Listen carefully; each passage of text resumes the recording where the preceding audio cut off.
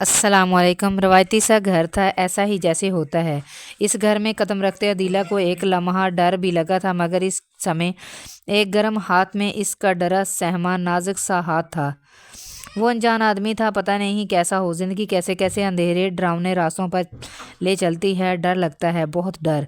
इस घर में हर चीज़ का वक्त था, खाने का वक्त, पकाने का वक्त। असल में वक्त की कदरों कीमत थी। यहाँ इस घर के लोग अल्लाह जाने कैसे हों।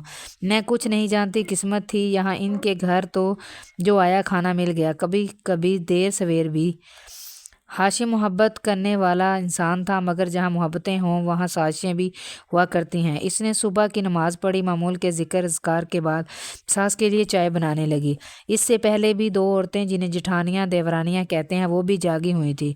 नमाज का तो पता नहीं, से देखते ही जैसे ही अजीब सी सरगोशियों में मगन हो गई।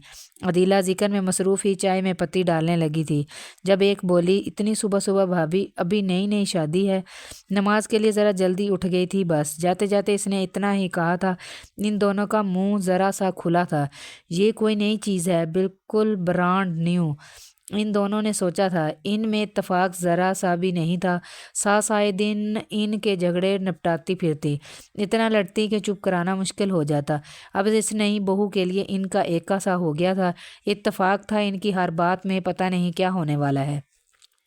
अदब अदाब वाली पढ़ी लिखी बहू अदीला ने पहली बार खाना पकाया। रोटी गोल नहीं थी, सास तो कुछ नहीं बोली। कौरमा अच्छा था, तारीफ नहीं हुई, बस नॉर्मल था। उन्होंने एक एक धमोका अपने सपूतों को जड़ा और बददिली से खाना खाने लगी। कोई मज़ा ही नहीं, कोई मसाला ही नहीं, कोई तमाशा क्यों नहीं लगता कि नई बहू मुंह ही मुंह में कुछ बुड़ाती रहती है, बोलती नहीं। ये ज़रूर कोई टोटका करती है, कोई जादू। वो इतनी हैरान थी कि एक दूसरे को बुरा भला कहना भी भूल गई। जब खाना इतना सारा पकता था तो बर्तन भी ढेर सारे होते थे। पहले दोनों बहुओं की, अब तीनों की बारी लगी थी।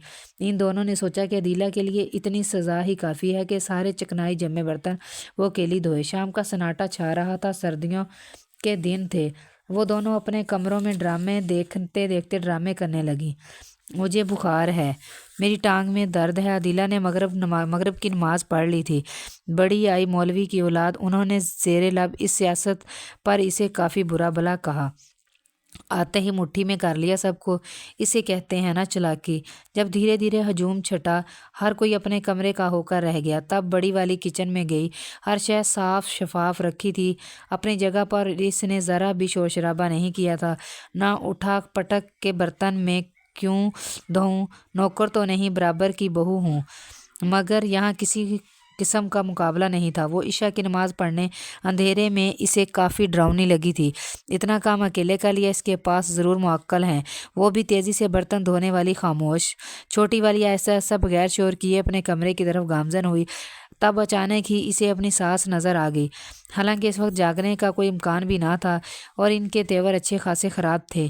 तुम्हें शर्म नहीं आती? 4 दिन की दुल्हन है, अब इसे काम बांट लिए और अपना काम भी इसके सुपुर्द कर दिया। कुछ तो शर्म करो। मैं करती हूँ बाप तुम्हारे शोहर से।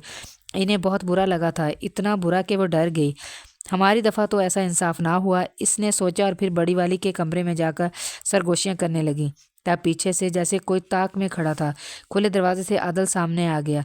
चुगलखोरियों के अलावा भी कोई काम है तुम दोनों को? कोई हम पर मुसल्लत है? किस्मत ही ख़राब है।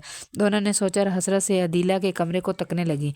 कैसा सुकून है, शायद नई नई शादी है, क्या पता इस सुकून में इतनी बड़ी खराश पड़े कि किच्ची किच्ची हो जाए। वो शादी को छठा महीना था। मोहब्बत का खुमार उतरने का इन दोनों को बड़ा इंतज़ार था। ज़ेरे लब बुड़बुड़ा कर जो पढ़ाई करती थी, जो सहर तारी किया है, कब जाकर उतरेगा।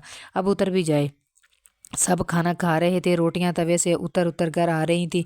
सबको पता था कि हाशिम भूख का कितना कच्चा है और गुस्से का कितना पक्का है।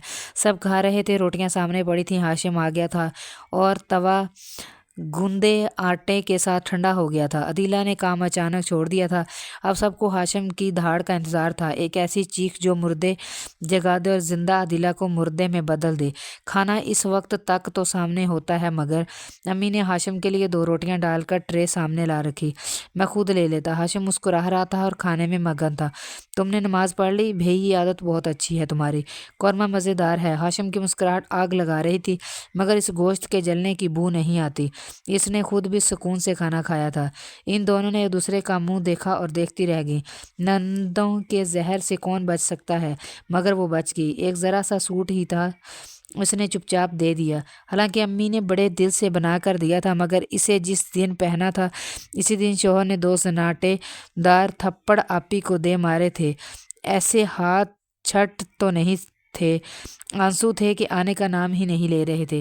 نہ جانے کیوں، امی ساس بھی آخر ساس تھیں، انہوں نے بھی ساس بننا ہی تھا۔ چپکے چپکے ننھی ننھی شکایتوں کے بیج بونے لگیں تاکہ تناور درخت بن سکے اور انہیں وقت پر کاٹ کر ٹھنڈے میٹھے ثمرات حاصل کیے جا سکیں۔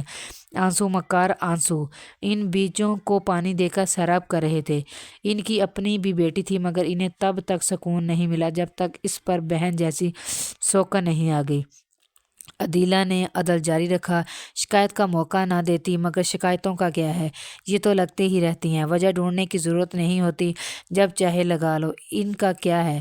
ایک دن بڑی والی نے دیکھا کہ عدیلہ اپنے کمرے میں جائے نماز پر بیٹھی رو رہی ہے۔ اب مزہ آیا، امی میرا تبادلہ ساہیوال ہو گیا ہے، مجبوری ہے، کیا کر سکتے ہیں، اب مجھے جانا ہی ہوگا۔ آپ فکر نہ کریں امی، ہم آپ سے ملنے آتے رہیں گے، بس آپ نے پریشان نہیں ہونا۔ اور امی کے آنسو خشک ہو گیا۔ جس وقت عدیلہ سامان سمیٹ کر جا رہی تھی تب وہ دونوں دروازے پر کھڑی تھیں۔ ہمیں بھی بتاتی جاؤ عدیلہ، کیا پڑھتی رہتی ہو، ہے کوئی اس الجھن کی سلجھن کا سرا؟ اس کی بار ان سے کوئی فضول کمنٹ بھی نہ دیا گیا تھا۔